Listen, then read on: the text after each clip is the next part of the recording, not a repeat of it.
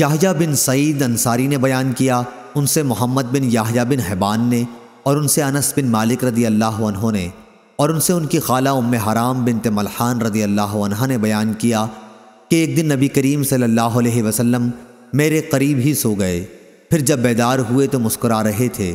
میں نے عرض کیا کہ آپ کس بات پر ہنس رہے ہیں؟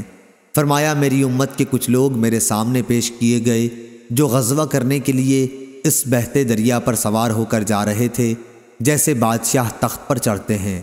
میں نے عرض کیا پھر آپ میرے لیے بھی دعا کر دیجئے کہ اللہ تعالیٰ مجھے بھی انہی میں سے بنا دے۔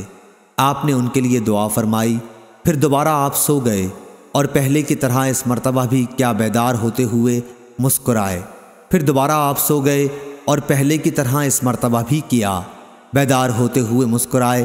ام حرام رضی اللہ عنہا نے پہلے ہی کی طرح اس مرتبہ بھی عرض کی اور آپ نے وہی جواب دیا۔ ام حرام رضی اللہ عنہا نے عرض کیا آپ دعا کر دیں کہ اللہ تعالیٰ مجھے بھی انہی میں سے بنا دے۔ تو آن حضرت صلی اللہ علیہ وسلم نے فرمایا تم سب سے پہلے لشکر کے ساتھ ہوگی۔ چنانچہ وہ اپنے شوہر عبادہ بن صامت رضی اللہ عنہ کے ساتھ مسلمانوں کے سب سے پہلے بحری بیڑے میں شریک ہوئیں۔ معاویہ کے زمانے میں غزوہ سے لوٹتے وقت جب شام کے ساحل پر لشکر اترا تو ام حرام رضی اللہ عنہا کے قریب ایک سواری لائی گئی تاکہ اس پر سوار ہو جائیں، لیکن جانور نے انہیں گرا دیا اور اسی میں ان کا انتقال ہو گیا۔ صحیح بخاری حدیث نمبر 2799 2800۔